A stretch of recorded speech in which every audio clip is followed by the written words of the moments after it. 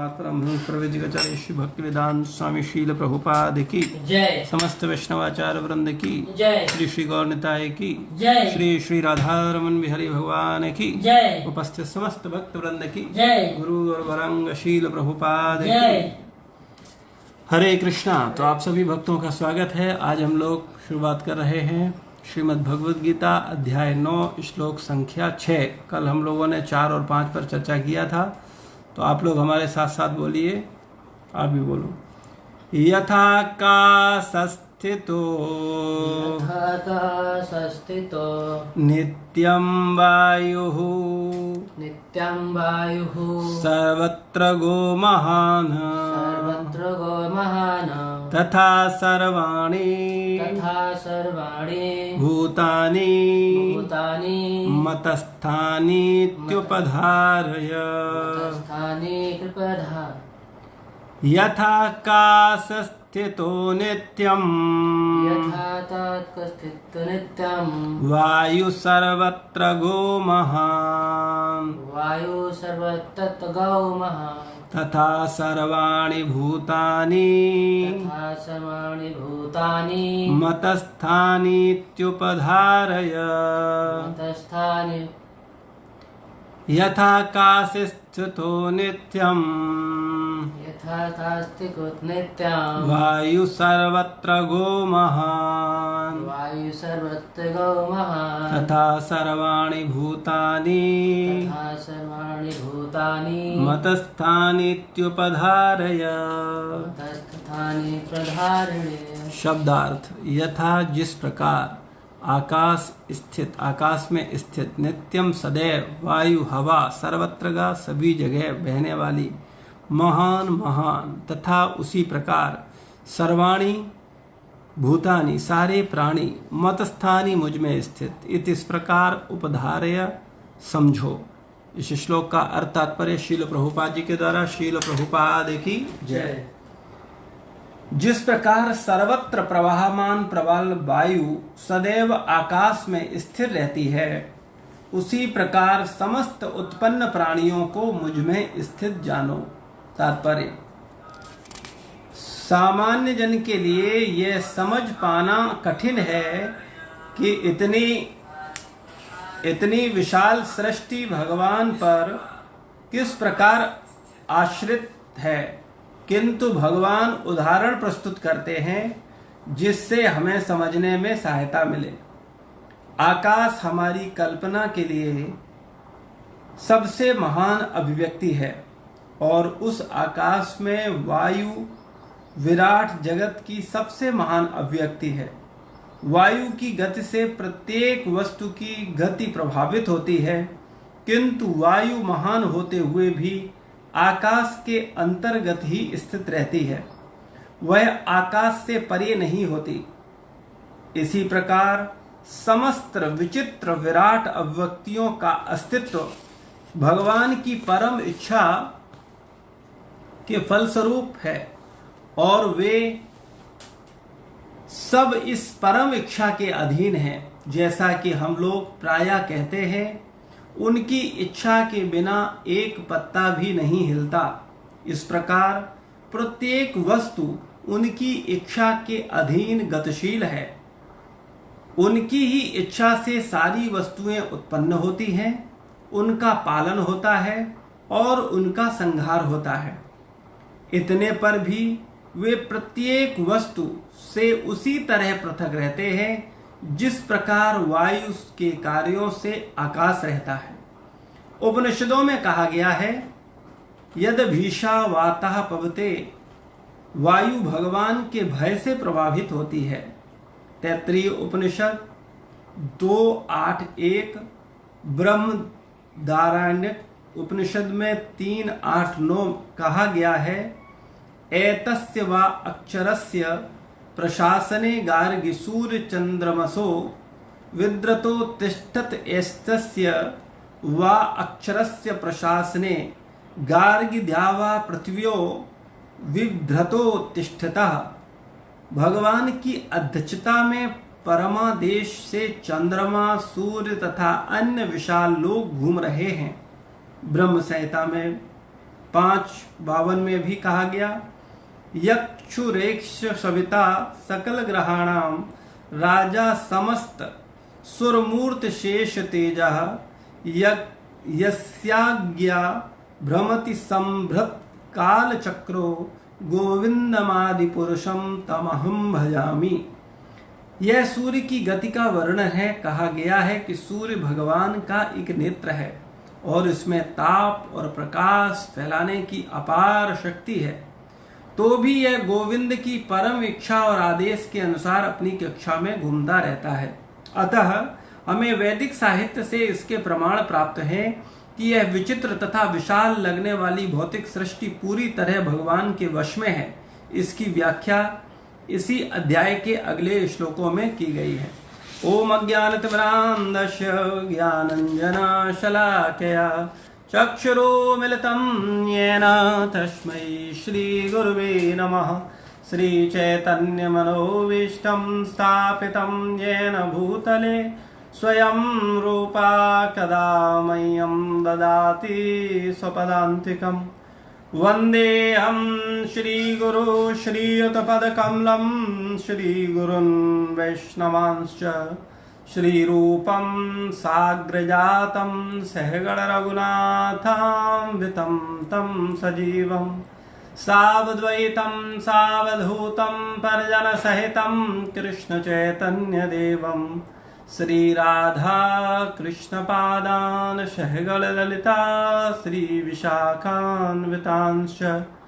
हे कृष्ण करुणा सिंधु दीनबन्धु जगत्पते गोपेश गोपिका कांत राधा कांत नमोस्तुते। तप्त कांचनी गौरांगी राधे वृंदावनेश्वरी वृषभानुसुते देवी प्रणमामि हरिप्रिये। वाञ्छाकल्पतरुभ्यश्च कृपा सिन्धुभैव च पतितानां पावनेभ्यो वैष्णवेभ्यो नमो नमः। जय श्री कृष्ण चैतन्य प्रभु नित्यानंद श्री अद्वैत गदाधर श्रीवासादि गौर भक्त वृंद। हरे कृष्णा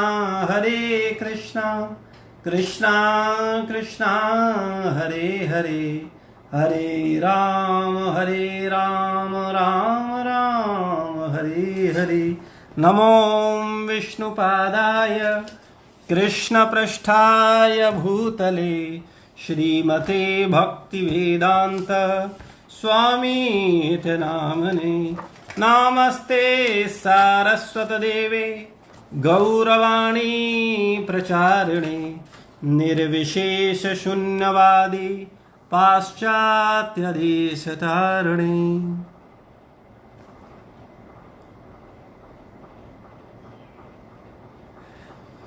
हरे कृष्णा।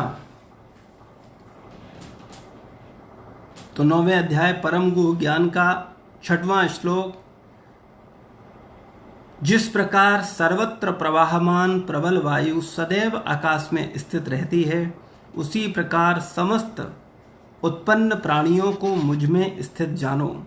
तो यहाँ भगवान आकाश तथा वायु का उदाहरण देकर के समझा रहे हैं कि किस प्रकार से समस्त जीव भगवान पर ही आश्रित है।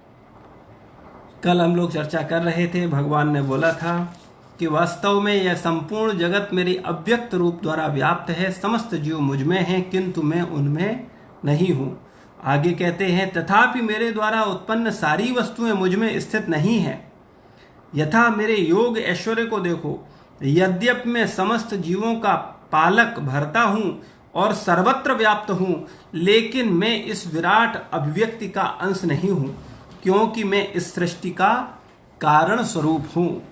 तो यहाँ भगवान इस श्लोक के माध्यम से भगवान अपने विराट रूप और स्वयं साक्षात श्री भगवान का वर्णन कर रहे हैं कि मैं इस सृष्टि का कारण स्वरूप हूँ। वास्तव में ये जो विराट जगत है, इसका कारण भगवान है। ये भगवान से उत्पन्न होता है। ये विराट स्वरूप जो है भगवान का, वो पंच तत्वों से मिलकर के बना है। अग्नि, जल, वायु, आकाश, पृथ्वी, और उससे इसका विशाल विस्तार है। आज भगवान इस श्लोक में समझा रहे हैं कि वास्तव में किस प्रकार से समस्त उत्पन्न प्राणी भगवान में स्थित हैं। इसको उदाहरण देके समझाते हैं आकाश और वायु का। जब भौतिक जगत का सृष्टि होता है तो सबसे पहले समस्त आत्माओं के आत्मा परमात्मा है, परमात्मा का विस्तार होता है, परमात्मा है, और परमात्मा के बाद अव्यक्त माया है जो काल की प्रेरणा से महतत्व में आगे विस्तार होता है, और महतत्व के बाद अहंकार, और अहंकार पे हम लोगों ने चर्चा किया था राजस, तामस तथा सात्विक अहंकार। सात्विक अहंकार से मन तथा देवताओं का सृष्टि है, राजस अहंकार से ज्ञानेंद्रियां तथा कर्मेंद्रियों का सृष्टि होता है, और तामस अहंकार से पंच तन्मात्राएं निकलती हैं, और उन तन्मात्राओं से फिर पंच महाभूत निकलते हैं। सर्वप्रथम शब्द तन्मात्रा उत्पन्न होती है तामस अहंकार से, और उससे आकाश उत्पन्न होता है, और आकाश से फिर स्पर्श तन्मात्रा आती है, और फिर स्पर्श तन्मात्रा से वायु, यानी आकाश से ही वायु उत्पन्न होती है, और वायु से अग्नि उत्पन्न होती है, और अग्नि से जल उत्पन्न होता है, और जल से पृथ्वी उत्पन्न होती है। और जब ये विनिष्ट होती है तो पृथ्वी जल में समा जाती है, जल अग्नि में समा जाता है, अग्नि वायु में समा जाती है, वायु आकाश में समा जाती है, आकाश अहंकार में समा जाता है। इस तरह से ये सृष्टि भगवान समेट लेते हैं। इसका उदाहरण मकड़ी के उदाहरण से दिया गया। जैसे आप मकड़ी को देखते हैं, मकड़ी जाला बुनती है और उस जाले में रहती है, और उसके बाद फिर उस जाले को पुनः समेट लेती है, पुनः उसको ले लेती है। तो इसी प्रकार से भगवान ये समस्त सृष्टि को उत्पन्न करते हैं, कुछ काल तक रहते हैं, और उसके बाद फिर भगवान उसको पुनः समेट लेते हैं। तो भगवान बता रहे हैं कि जैसे प्रबल वायु सदैव आकाश में रहती है, ये आकाश अनंत है और वायु इस आकाश के अंदर विद्यमान है, लेकिन वायु कभी भी आकाश का उल्लंघन नहीं कर सकती, क्योंकि वायु आकाश से ही उत्पन्न है, आकाश में ही रहती है और बाद में आकाश में ही समा जाती है। इसी प्रकार हम समस्त जीवात्माएं परमात्मा से उत्पन्न हैं, परमात्मा में ही रहते हैं, और बाद में परमात्मा में ही समा जाते हैं। तो इस तरह से भगवान इस श्लोक में हम सब जीवों को समझाने का प्रयास कर रहे हैं, एक भौतिक उदाहरण के द्वारा, कि किस तरह से जीव समझ सकता है कि वास्तव में पूर्ण रूप से भगवान पर ही निर्भर है। तो भगवान बोल रहे हैं कि जिस प्रकार सर्वत्र प्रवाहमान प्रबल वायु सदैव आकाश में स्थित रहती है, उसी प्रकार समस्त उत्पन्न प्राणियों को मुझ में स्थित जानो। तो जितने भी उत्पन्न प्राणी हैं वो सब के सब प्राणी वास्तव में भगवान में ही स्थित हैं, और भगवान में स्थित होते हुए भी चूंकि भगवान की ही माया से, वो भगवान की माया से मोहित होकर के संसार के नश्वर पदार्थों में लगे हुए हैं, और अपनी मूल चेतना को नहीं जान रहे हैं कि वास्तव में वो भगवान के अंश हैं। चूंकि वो अपने आप को अग्नि, जल, वायु, आकाश, पृथ्वी पंच तत्वों का मान करके संसार के पदार्थ से बने हुए शरीर को ही संसार मान रहे हैं, इसलिए वो संसार पर ही मोहित हैं। जैसे भगवान का ये विराट स्वरूप पंच भौतिक तत्वों से मिलकर के बना है, ये विराट स्वरूप का हम अपने आप को अंश मान रहे हैं, जबकि वास्तविकता में हम भगवान के अंश हैं, परम भगवान के अंश हैं, और भगवान के अंश होने के नाते हम आत्मा हैं। जैसे भगवान परमात्मा है तो हम आत्मा हैं। हमारा कर्तव्य है भगवान का सेवा करना, भगवान का चिंतन करना। तो इस श्लोक में भगवान बोल रहे हैं कि सामान्य, श्रील प्रभुपाद जी तात्पर्य में बताते हैं कि सामान्य जन के लिए यह समझ पाना कठिन है कि इतनी विशाल सृष्टि भगवान पर किस प्रकार आश्रित है, किंतु भगवान उदाहरण प्रस्तुत करते हैं जिससे हमें समझने में सहायता मिले। आकाश हमारी कल्पना के लिए सबसे महान अभिव्यक्ति है, और उस आकाश में वायु विराट जगत की सबसे महान अभिव्यक्ति है। वायु की गति से प्रत्येक वस्तु की गति प्रभावित होती है, किंतु वायु महान होते हुए भी आकाश के अंतर्गत ही स्थित रहती है, वह आकाश से परे नहीं जाती। इसी प्रकार समस्त विचित्र विराट अभिव्यक्ति का अस्तित्व भगवान की परम इच्छा के कारण ही उत्पन्न होता है।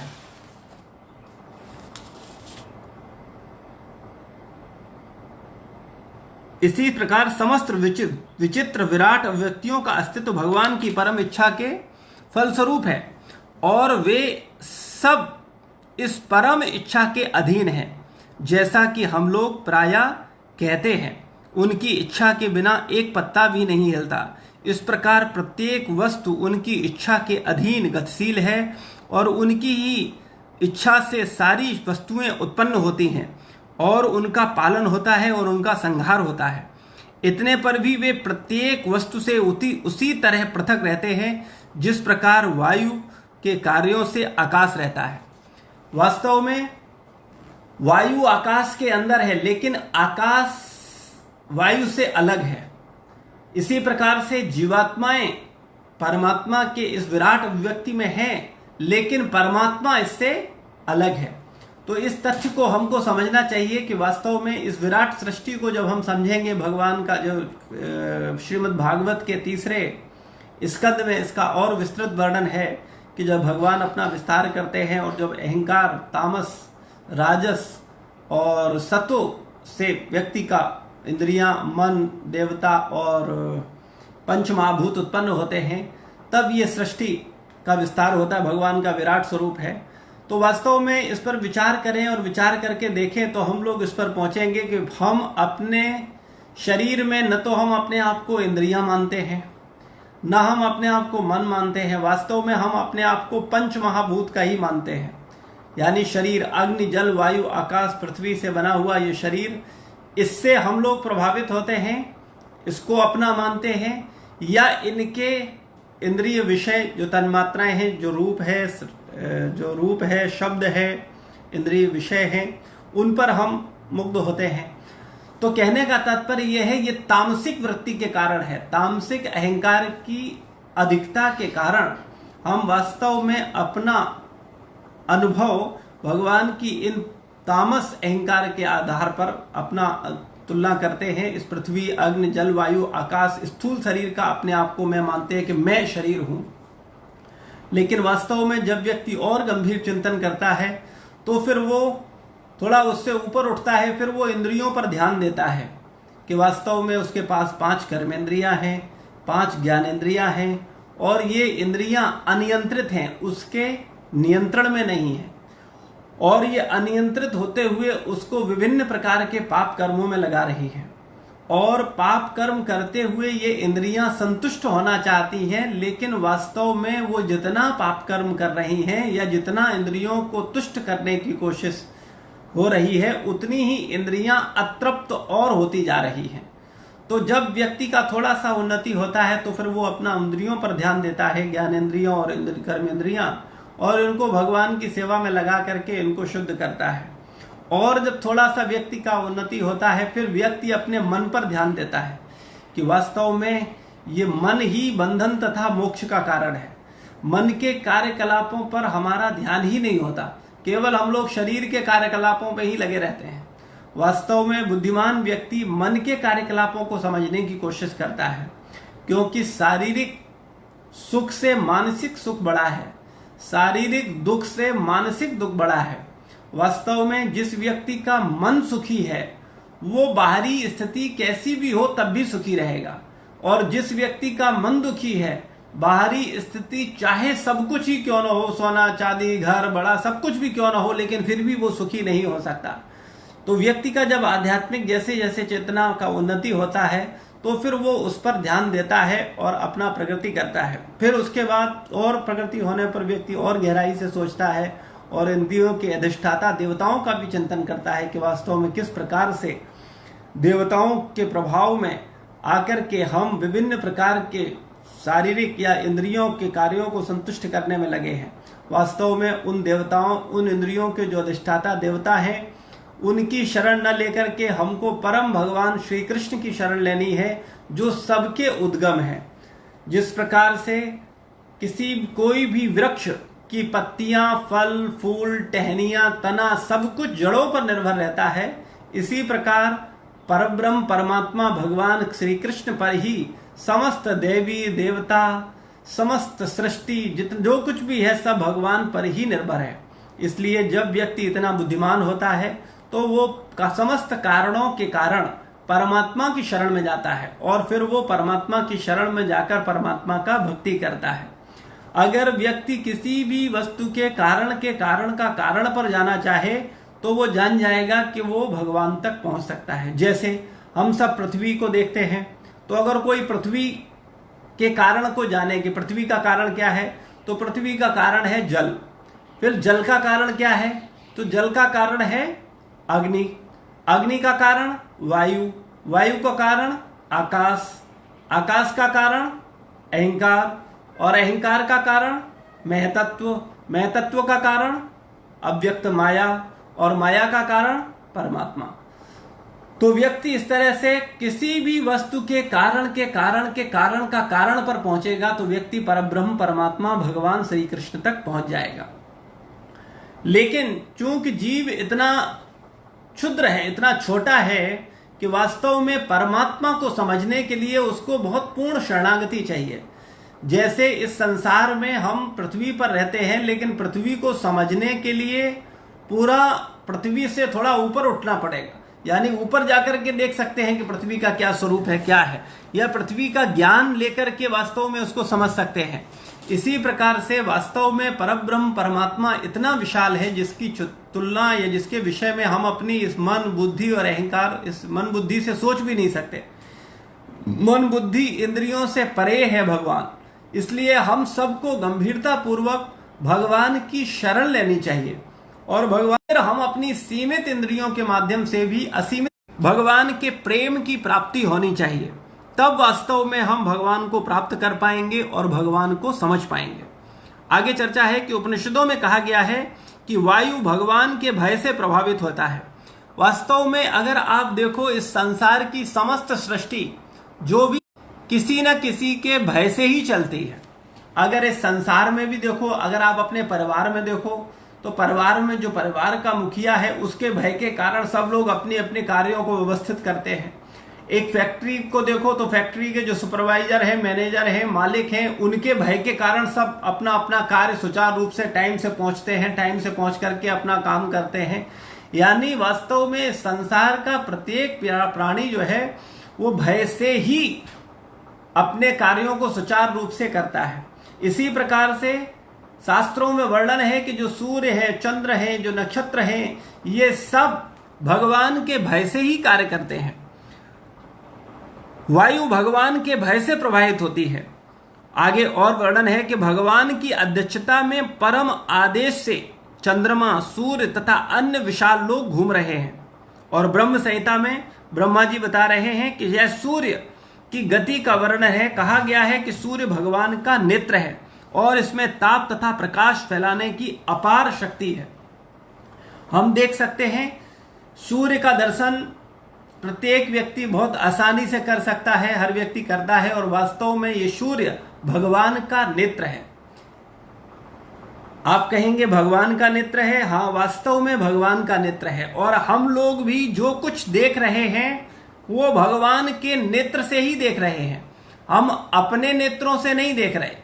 हो सकता है अहंकार के कारण हमको इस बात पर यकीन हो कि हम अपनी आंखों से देखते हैं, लेकिन हमारी जो आंखें हैं ये प्रकाश के अभाव में कुछ नहीं देख सकती। यानी अगर अंधेरा हो तो अपना ही हाथ नहीं दिखाई देगा। तो ये वास्तव में हमको ये संसार जो दिखता है इसका कारण है सूर्य यानी प्रकाश। और इस सूर्य का कारण क्या है? ये भगवान, इसके कारण ही ये भगवान का नेत्र है। तो वास्तव में अगर देखा जाए तो सृष्टि में जो हम देख रहे हैं वो भगवान के नेत्र से देख रहे हैं। अगर भगवान अपना नेत्र बंद कर लें तो हमको भी कुछ नहीं दिखेगा। इसको सरल भाषा में ऐसे समझ सकते हैं कि सब कुछ पूर्ण रूप से हम भगवान पर निर्भर हैं। लेकिन जब व्यक्ति भगवान की महत्वता को नहीं जानता, भगवान की विशालता को नहीं जानता, भगवान की दयालुता को नहीं जानता, भगवान को नहीं जानता, तब तक व्यक्ति अपने आप को ही सब कुछ मानता हुआ कुछ करता है। और बहुत सारे ऐसे नास्तिक जीव हैं जो ये स्वीकार करते हैं कि भगवान का कोई अस्तित्व ही नहीं है, भगवान ही नहीं है। इसका एकमात्र कारण उनका अल्प बुद्धि है, या उसको सही रूप से सही तरह से न देख पाने के कारण वो इस तरह से व्यवहार करते हैं या बोलते हैं कि भगवान कहाँ है। भगवान तो कहीं नहीं है, क्योंकि वो भगवान को देखना चाहते हैं। और किससे देखना चाहते हैं? अपनी जड़ आंखों से देखना चाहते हैं। एक बड़ा सरल सा उदाहरण है, इसको समझ सकते हैं कि आंख से अग्नि आसमान में आकाश में तैर रहे हैं, वास्तव में परम भगवान। तो परम भगवान की शक्ति से ही ये पूरी भौतिक सृष्टि भगवान के वश में है और उन्हीं के दिशा निर्देश। इसलिए हम लोगों को ईश्वर की शक्ति के आधार पर भगवान को समझने का प्रयास करना चाहिए, क्योंकि अगर कोई व्यक्ति शक्ति को देखता है तो शक्तिमान का आभास कर सकता है।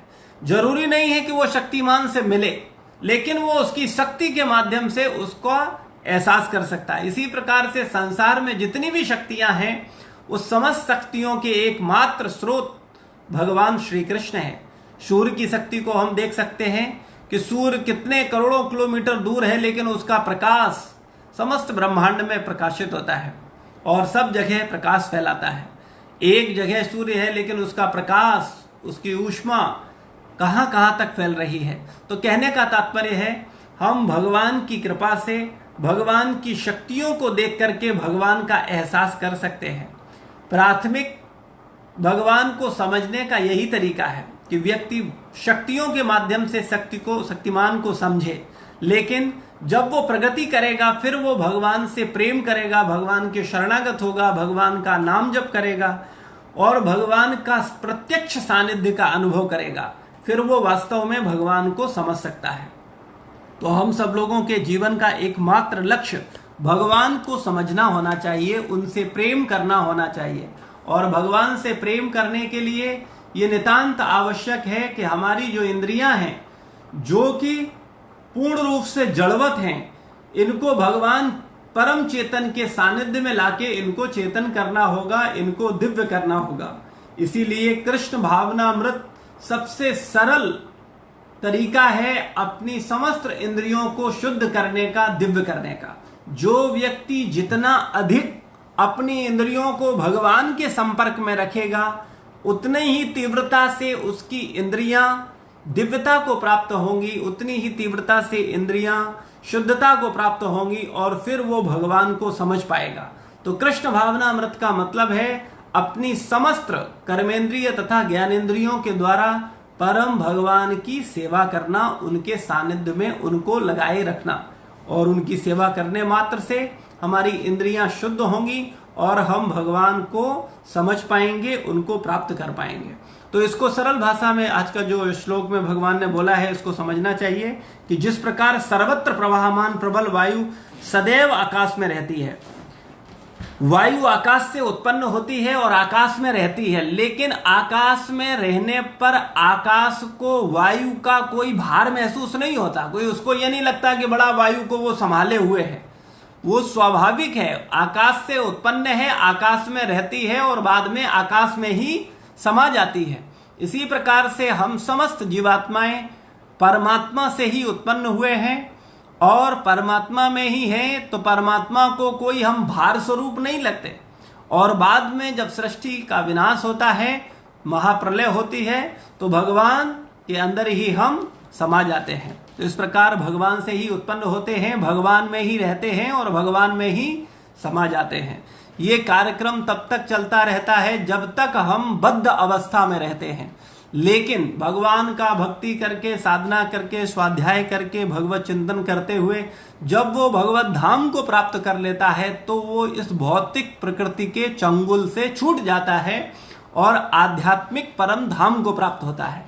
तो हम समस्त भक्तों का लक्ष्य भगवान के प्रेम को प्राप्त करना है और भगवान के प्रेम को प्राप्त करने के लिए अपनी इंद्रियों को शुद्ध करना, अपने मन को शुद्ध करना, अपने विचारों को शुद्ध करना, तब निश्चित रूप से हम भगवान को प्राप्त कर पाएंगे। शील प्रभुपाद की जय, गुरु महाराज की जय, समस्त भक्त वृंद की जय। निताय गौर प्रेमानंदे। हरि हरि बोल।